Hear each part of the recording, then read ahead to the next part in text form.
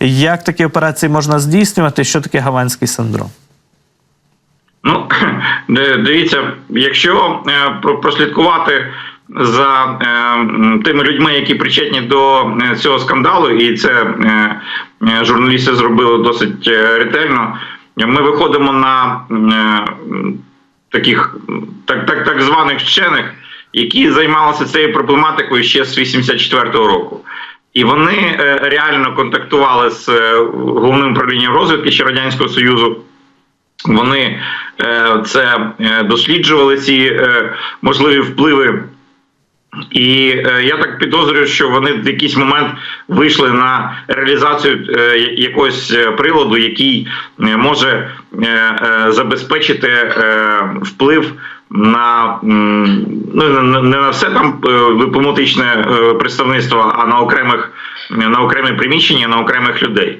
Для чого це зроблено? Ну, логіку в діях Росії важко спрогнозувати, але враховуючи, що цей синдром, він, до речі, не визнавався до останнього часу, і не знаю, чи зараз буде визнаватися в Сполучених Штатах, там з 16-го року йдуть судові такі розгляди.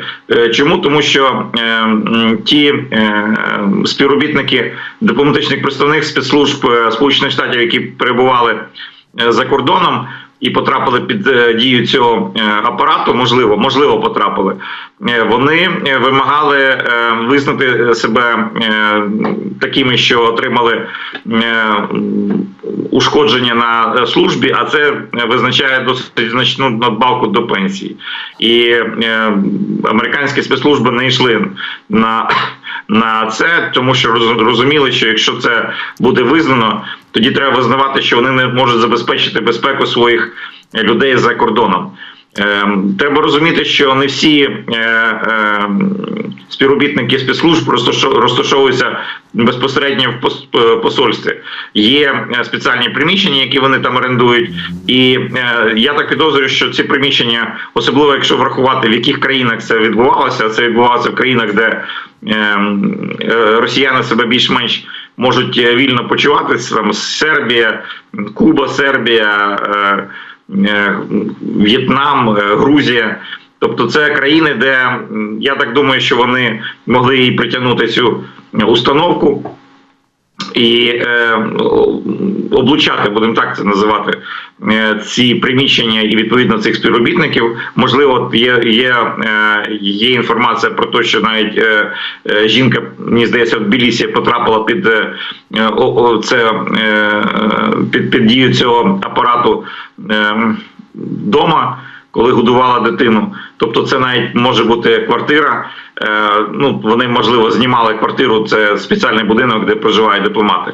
Для чого це зроблено? Для того, щоб, крім того, що вплинути на психологічний стан співробітників дипломатичних представництв, вони таким чином могли зривати цілі спеціальні операції американських спецслужб. Тому що коли ти облучаєш його співробітників і вони отримують якісь негативні наслідки в стані здоров'я, то про яку роботу ефективно може бути мова? Тобто вони там і нудота, і незрозумілі там зміни в організмі і так далі, так далі. Тобто зрозуміло, що під час такої ситуації якісної роботи не може бути і мови.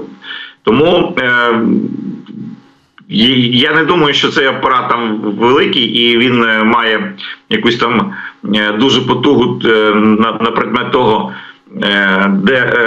де і як він використовується, але то, що він точечно може бути застосований проти дипломатичних представництв і представництв розвідки Сполучених Штатів за кордоном, ну це вже якби більш-менш можна було бути казати, що доведено.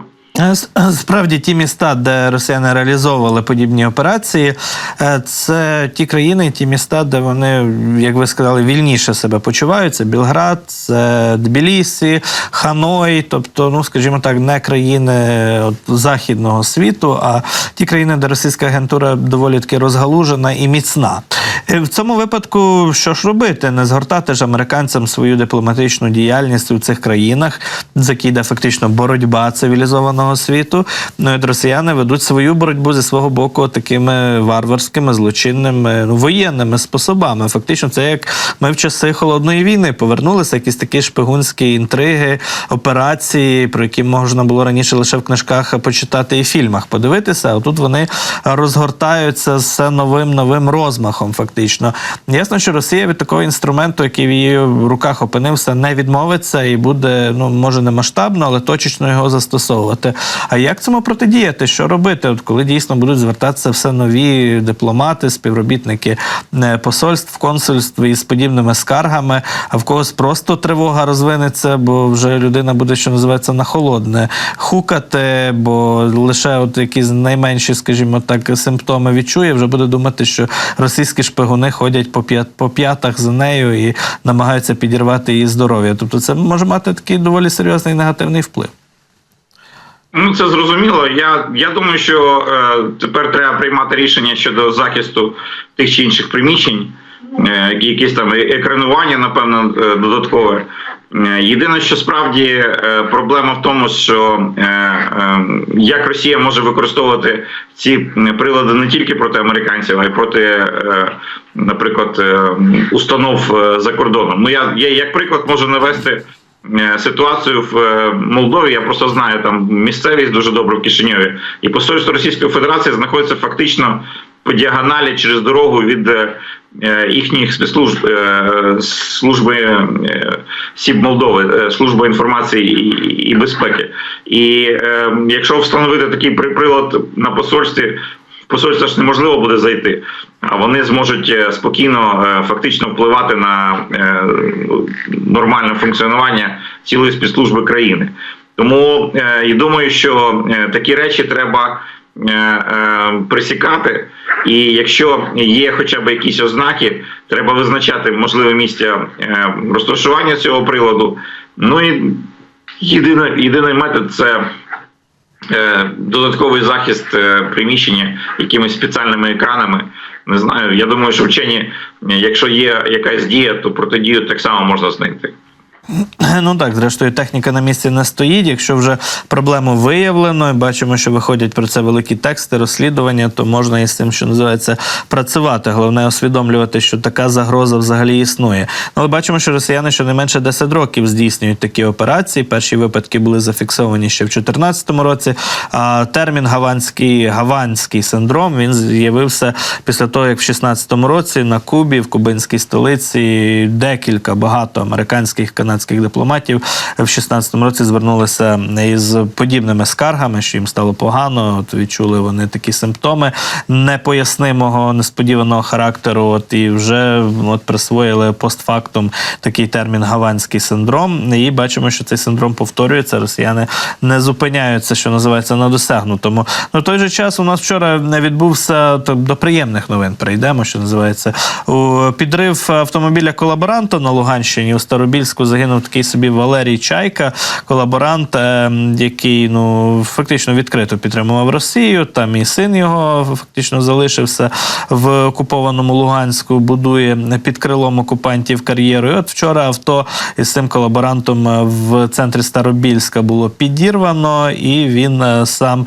загинув. Про ліквідацію цього Чайки написав і начальник Луганської ОВА Артем Лисогор, каже, що от Чайка був типовим ждуном, який ще від радянських часів не приховував своїх симпатій до руського міра, і відповідно відправили його в небуття, але поки що я не зустрічав якихось заяв про те, що наші спецслужби офіційно взяли на себе відповідальність за цю операцію або ж рух спротиву. Що це могло бути? Це все-таки розбірки, чи це цілеспрямована така операція зі знищення колаборанта? Бо давно у нас, до речі, не було підривів авто на окупованих територіях. Я все ж таки прихильник того, щоб ми менше коментували.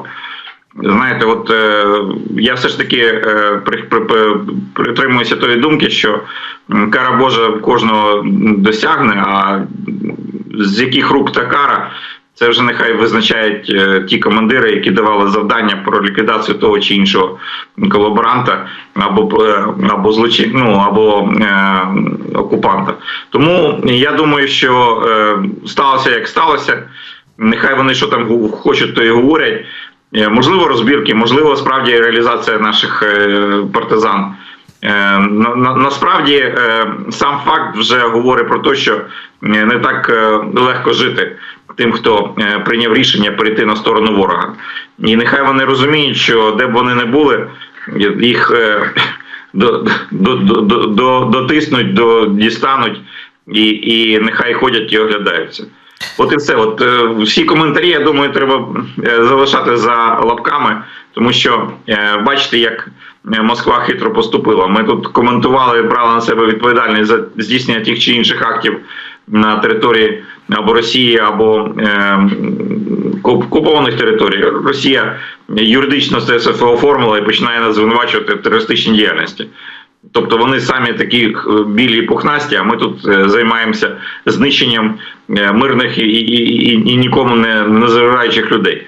Тому знищили, добре, що знищили. Не знищили, просто пішов в небуття. Ну, і Бог йому суддя.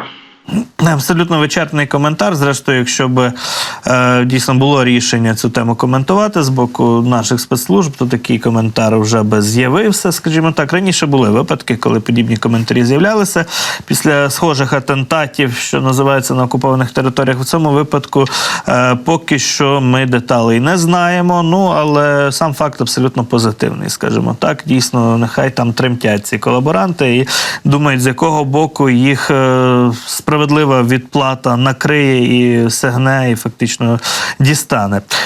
Пане Вікторе, дякую вам дуже за цю розмову. Говорили ми про роль спецслужб, скажімо так, у світі, і про загрози, які російські спецслужби здійснюють у світі, з Віктором Ягуном, генерал-майором запасу СБУ.